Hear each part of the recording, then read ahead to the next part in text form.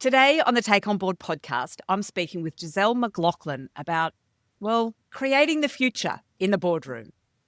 Before we start the podcast today, as always, I would like to acknowledge the traditional custodians of the land on which we record. For me, I am on the unceded lands of the Wurundjeri people of the Kulin Nation, and I pay my respects to elders past and present. I also pay my respects to any First Nations people who may be listening or watching today. I acknowledge their continuing connections to land, waters, skies, culture, and country. I support Voice, Treaty and Truth for Aboriginal and Torres Strait Islander peoples in Australia, and I encourage others in the Take On Board community to do the same. Now, let me tell you about Giselle. Giselle is on the boards of AbacusBio and chairs the Audit and Risk Committee of Local Government New Zealand. Grounded founder Giselle McLachlan is a governance and leadership specialist. Giselle is all about down-to-earth governance and business advice and thrives on building sustainable businesses alongside healthy leaders and lives. Giselle loves working with others who love learning, growing and creating a better future. Well, then, Giselle, we just love having you here. Welcome to the Take On Board podcast. Kia ora, Halia. It's great to be here. And I'm just greeting you in the Te Reo Māori language from New Zealand, where I'm based. So kia ora means I wish you good health. Thank you.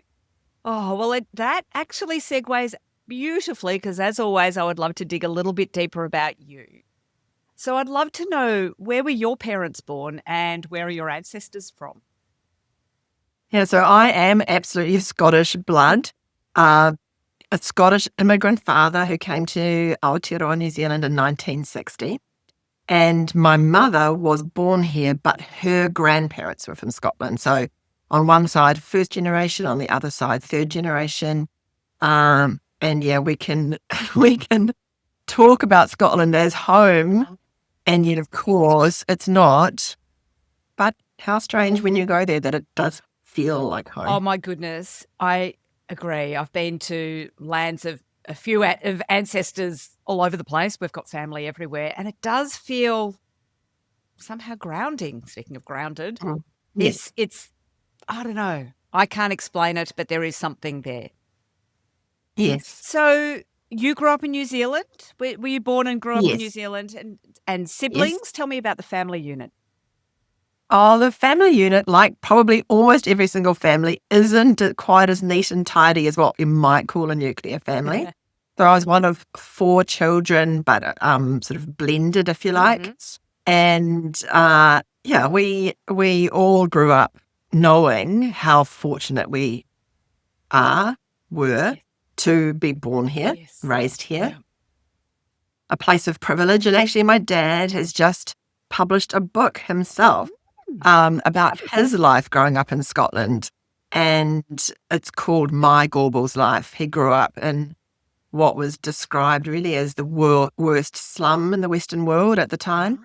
And yeah, so we had that fairly firmly in the front of our family life, and like how fortunate we are. Interesting. Yeah, again, by the sounds of things, something you didn't directly experience, but you do experience it through that family lineage, I guess. Exactly. Yeah, interesting. Okay, so, I mean, New Zealand has such a better relationship with their First Nations people than we do here in Australia, so you will definitely know this. So what are the names of the traditional owners or First Peoples of where you grew up?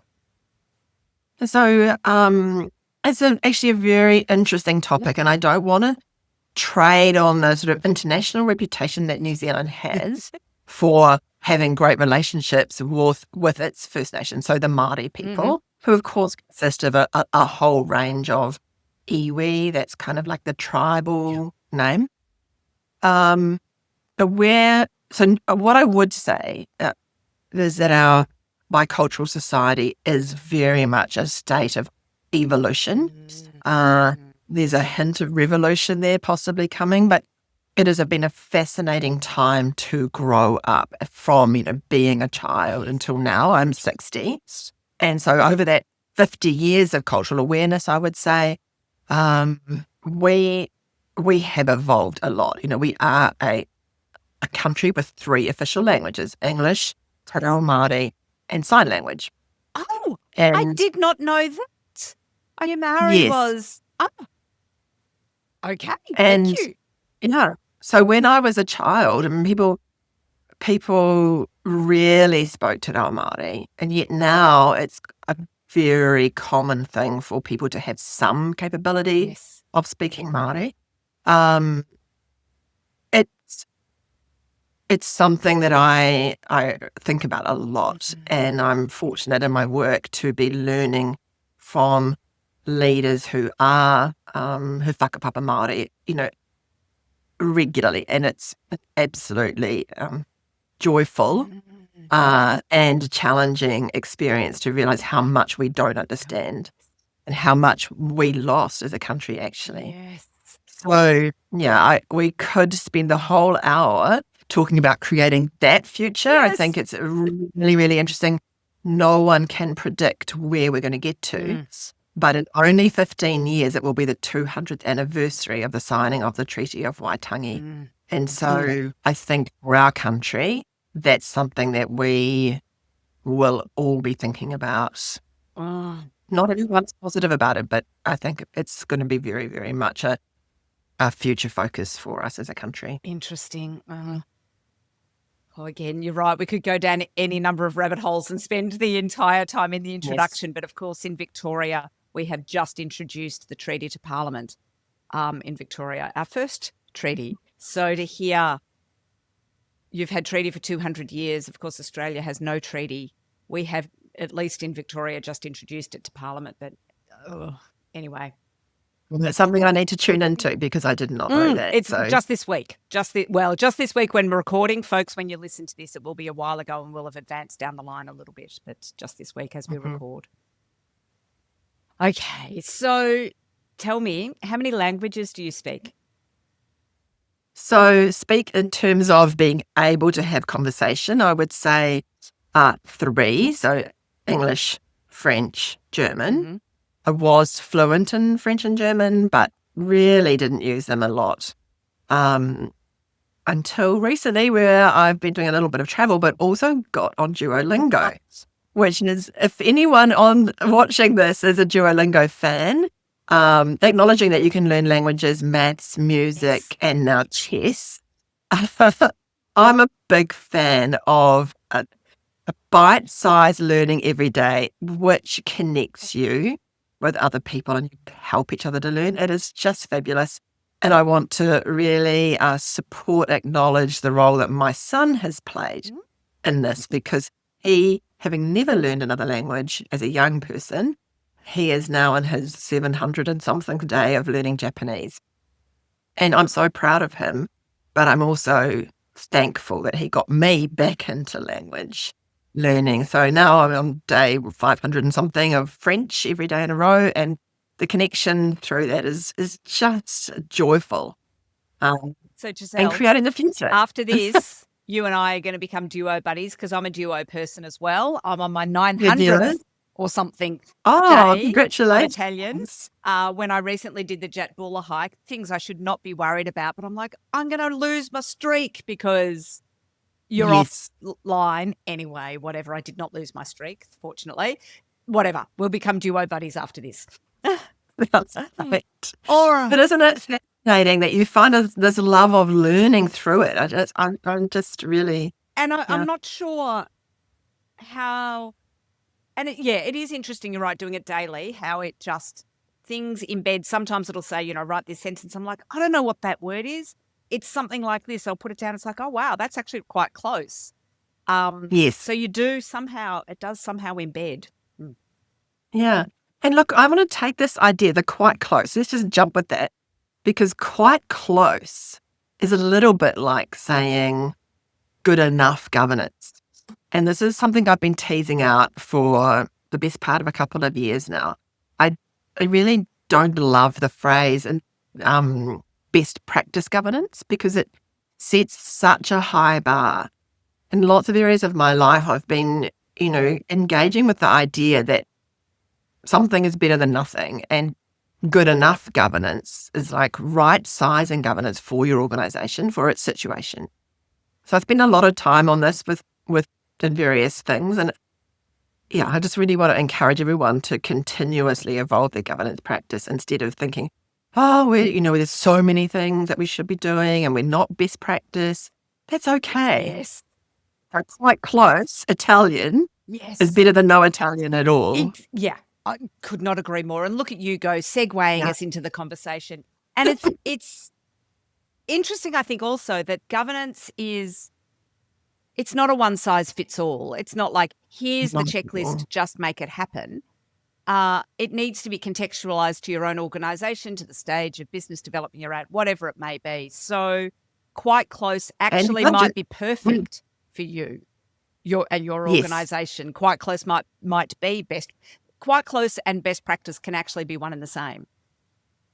Yes, I think that's right, but we have to help people understand that because they don't. Yes. And you'll often have tension in boardrooms and you've Yes. got people, we've got so many things we need to do and we can't afford to do them all, or we don't have the capability. So, yeah, helping people leapfrog from nothing to good enough, I think, is part of what we like to do. Well, as I say, thank you. Let's segue into the conversation. So, we're talking about creating the future, how we can do that at the board level, at the individual level. I wonder where should we start the conversation, Giselle? Well, I think when we talk about creating the future, if we look at it through a governance lens, you've often got the idea that boards should be working on strategy. That's so much a part of their job. And we talk about, more time in the windscreen, less time in the rearview mirror. And I think that's a big theme for boards in the work that we do at Grounded, but also the other work that I am engaged with other ways that I work. And really helping boards to plan their time well, spend more time creating the future and less time looking down and checking over what other people are doing, I think is a really good start to doing good governance. Okay. And is there, from the boards that you're on, boards or committees that you're on, in as much detail as you're able to share, because sometimes that's a bit tricky, but I'm wondering if there's a story snippets of stories that you're able to share from your boardroom experience around that, looking through the front window rather than looking in the rear view mirror. Yeah, well, what I would just reflect on, as you mentioned in the introduction, I've got 2 board roles or governance roles at the moment, but I've had a wide variety from commercial, community, and what I'm experimenting with calling civil. So that's the 3 C's. So the civil is, central government, local government roles. And I think I would make an observation that most of them, including me, spend too much time looking back, worrying, tying their governance rhythms and routines to the financial, monthly reporting, things like that. And so when I talk about the windscreen rather than the rearview mirror, that is me learning from my own mistakes and what I've observed in almost all boards. Too much time doing oversight, not enough time creating the future, not enough time actually building their own teamwork, their own board culture and board excellence. So, and, if we think about a wide range of board culture issues, so many things they need work looking forward. So succession planning or training. How many boards right now are thinking again afresh about what skills do we need on our board with the advent of a VUCA environment, volatile, uncertain, complex and ambiguous. We need people who can deal with that and be agile. And we also need people who can think about, for example, only AI for their organisations. Those are skills that we didn't even think about 3-4 years ago, other than in rare. So, it's evolution. Yes.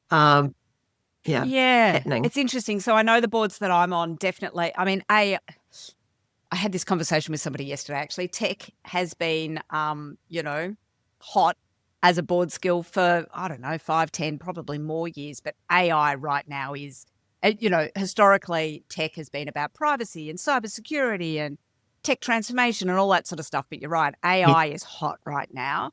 And boards broadly, I know I know I don't really understand AI. I've done a little bit of training around it, a little bit of learning around it. But boards and often executive teams also don't understand AI, partly because it's moving so quickly. So nobody really understands AI. Anybody who says they understand AI probably just shows they don't. So yeah, it's interesting. You're right, thinking about the skills for the future. And it's interesting, future thinking in and of itself is a skill. That's right. Mm. Taking yourself into, I call sometimes, depending what my environment is, I call what we do at Grounded governance yoga, which is stretching people into uncomfortable places. And it's often where I spend a lot of time in preparing to run a workshop, whether it's on strategy or board culture and teamwork or whatever. Actually thinking, I know they're going to be uncomfortable. Yes. How do I get comfortable? Yes. And it's the same with chairing a board. How do you set the tone? And I thought I'd share a little story just from Love a story. a meeting this morning that I attended. I wasn't on the board, but I attended. And this board's practice is to start every board meeting with a leadership moment that someone on the board speaks to about how they see leadership. And it was really, really impressive the way that the person spoke. Really challenging. And I thought, that's something I can use straight away. And, and it's so many, that's about getting people comfortable, uncomfortable with having to speak up, having to share what they stand for, getting everybody thoughtful in a, uncomfortable, safe way, if that's not a contradiction. Yeah. Interesting. So, yeah, really, really top of mind. Right. Interesting. Okay. I love that. A leadership moment. So it was each board meeting, one board member is allocated to share a leadership moment. Yes. And which is warming up the room. Yes. And that's what we need to do, whether we're in a board meeting or a learning environment. And yeah, I thought that was one example. So another example of we do on one board that I've been involved with for a while is we select one of the organisation's values at the beginning of the meeting to highlight and use, and then at the end go back over, well, did we actually demonstrate that value? Yes. That's a really simple but interesting way to reflect the values of the organisation in the boardroom, I think. And it's interesting when you probably can see I'm jotting down a few notes as we speak so I can remember to come back to things. And when you talked about the leadership moment, what I jotted down was connect to the values. So, yes. And then, nice. So it could be either or, like a leadership moment that is connected to the values overall, or a value, or even the strategic direction or a pillar or whatever it may be. Yes. And likewise. So again, in that second example, is it, I don't know, the values are whatever, transparency, respect, open, listening, whatever they might be. And the board chooses one of those at the start, listening, and then at the end, how well did we listen? Yes, exactly. Interesting. Okay. And in fact, thinking about it, future focus, even if it's not a value, could be something that the board says at the start of the meeting, we are going to focus on the future in this meeting, or at least for agenda items A, B, and C. And then at the end, how well did we focus on the future? Did we go back to, the old grooves of, well, what's the monthly finances from last month? Or did we actually try to look around corners to what's coming up in the future? Exactly. Love it. So if we take that idea that we've warmed up the room to be effective, to be in governance mindset, to be leaders, then that gets everybody ready to contribute, I think. Yes. And then good governance is, getting those diverse views on the table. Yes. Okay, so then, all right, so what I'm hearing is there's some tools to warm up the room. I love that, so that you're ready to stretch and do your yoga. Not sure if I want to think about yoga in some of the boardrooms, but anyway, let's not go down that alleyway. So you warm up the room with some of these tools, and then dive on in with the diverse groups making these great conversations about the future. What are some tips and tools there when you're in a conversation? What advice or what stories can you share that might help us there? Well, I think the lens that I'm really, really focused on at the moment is from the perspective of the chair. So that's partly because I'm chairing Yes. in both of the roles I'm about to I'm step into a doing, so new I am chair. really focused on it. I'm about to step into a Yeah. new chair role, Giselle. So, happy to take on. Oh, well, maybe we'll talk about that. But so the reason I'm really focused on that though more is that I don't know, 4 or 5 years ago, I asked the community where I live in Wanaka, which is that's the Māori name from this region, and it means a place of learning, by the way, which is super nice to ground myself here. But I asked the community, what can I do to help? And they said we would love more effort and focus on training chairs, because if the chair's going well, then the rest of the board will be, Yes. more enabled, Yes. perhaps less distracted or ineffective. Yeah. Bad way of saying that they're not doing as well as they could. Yes. And so we've spent a lot of time developing a whole range of products, ways of helping chairs, in which we are running at the moment a new course. But because of that, I'm constantly thinking through the chair lens of, or how can I help them? And so I'm always picking up new ideas. So as the chair, a couple of thoughts. The first one is I talk about the chairs needing to be Switzerland. So they're neutral until they're not. So every chair is wearing two hats. Yes. They are the chair of the board with jobs to do, and they are also a director, trustee, whatever that looks like, entitled to at least one vote, one opinion on things. And maybe they've got a casting vote, which is why I say at least one vote, but they might also have two according to certain rules. And so that chair, I just encourage to be, through the meeting, you're in charge of that meeting process and getting to good decisions, which means you don't have to disclose what your view is on things until the time is right. Yeah. And that is not when you open an agenda item. So it's really astonishing how many people that's helpful for, because so many chairs feel like they've got to show their colours and what they think, or even intentionally or otherwise use their opinion as an opening statement, which makes it very difficult for people to, directors are people too. They're affected by the strong voice or the leading voice in the room. So, that's something that I think during a meeting with chairs is keep your thoughts to yourself until it's time for you to share your view. And then linked to that, I think for all directors is the opportunity to think and listen, not to be firmly of the opinion. And certainly for me, one of the roles that I've had on a board was I was what they call a lay person, so not medical, on New Zealand's Medical Council, which is Te Kaunahira o Orata o Aotearoa. And that role was the best role for learning through the dialogue that I've had. It was fabulous, and it was really fascinating. It's a big board, by the way, but to see the medical people disagreeing with each other as they do in everyday practice, bringing that discipline into the room, engaging, and in the end then getting to a consensus, occasionally a vote when that was necessary. And that really helped me not to feel bad about not knowing the answer before I walked in the room. I think we have a mindset that we need to prepare so we know what we think. And I could do that on some things, but there were some topics which I simply couldn't. There's no way I would know, but I would then take the information and form a view and feel free to say, when it was my turn to speak, I don't know yet, I want to hear from others. And then at the end, you could come back and say, well, now I'm comfortable. This is the right direction. It was a very good experience. And I don't think I could say any other board that I've been on has that same opportunity for dialogue to really drive decisions.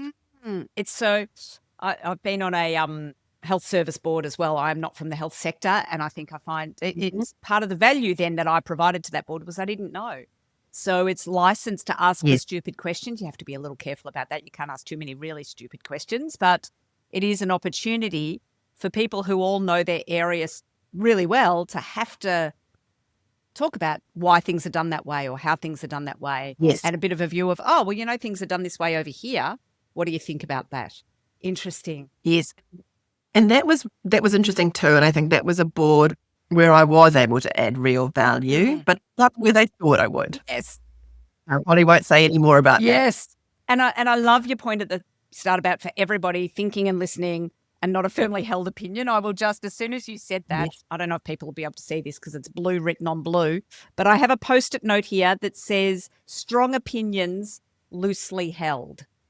Yes. And I keep that sitting on my screen as a bit of a guide. It's like, sure, have your strong opinions, but don't hold on to them so closely because you're operating as a group and you want that group to come up with the best outcome, not your outcome, which, as you say, is even more important from the chair.